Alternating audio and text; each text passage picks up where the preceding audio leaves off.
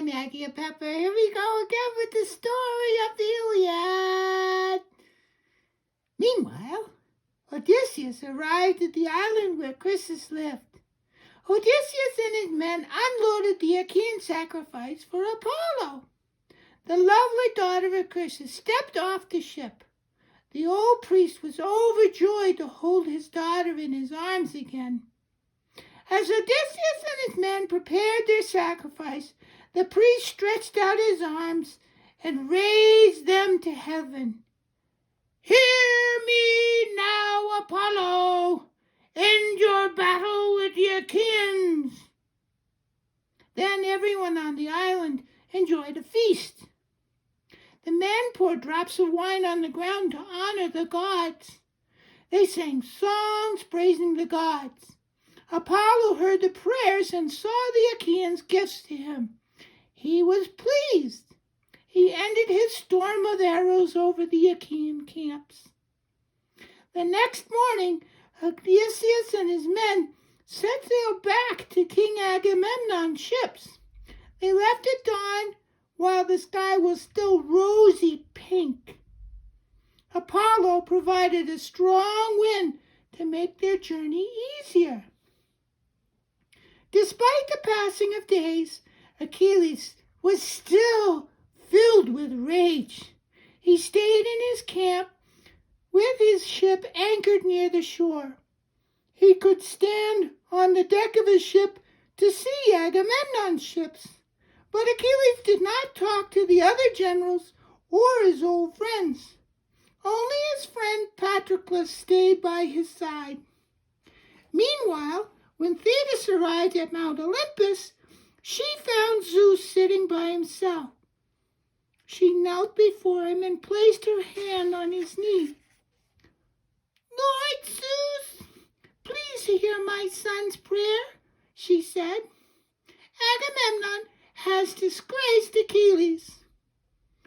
Thetis told Zeus the story of Achilles and Agamemnon. She pointed out that the king was not treating his subjects fairly. "Zeus, I know that you would always be fair to your subjects," she said. "What would you like from me?" Zeus asked. He spoke gently. He had always liked the noble sea god Thetis. "We ask that you help the Trojans fight against the Achaeans," she said, "until Agamemnon respects my son and gives him the honor he deserves." Zeus was not pleased with this request. He stood up from his chair and raised his voice in anger. "This is not a simple request. You know this will cause trouble among the gods." "I only asked for my son," Thetis said calmly. "This will drive me into a war with my wife, Hera. She favors the Achaean army and will be very angry if I help the Trojans. She hates the Trojans since Paris chose Aphrodite in that silly contest," he thundered. Zeus sat back down in his chair. "You saved me once, so I owe you this favor," he said. "I give you my promise. I will help Achilles by favoring the Trojans in battle. But leave me now." Thetis returned to the sea, and Zeus returned to the great hall of the gods. The gods rose when Zeus arrived, then returned to their seats. Only Hera suspected that something was wrong. She knew Zeus was forming a plan. She sat on the throne beside him. "What are you up to?" Zeus did not reply. Hera's anger was growing. "I know that Thetis came to see you. I assume she asked for a favor for her son, and I know he was angry with his king." Zeus refused to speak to or look at his wife.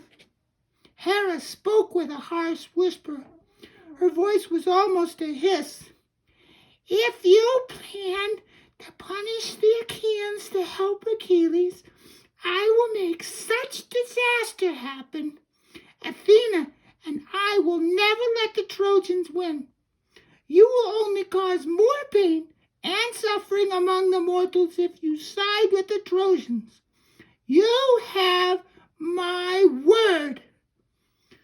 Zeus ignored his wife's comments. He had already made his decision. He had honored Thetis' request. The matter was settled.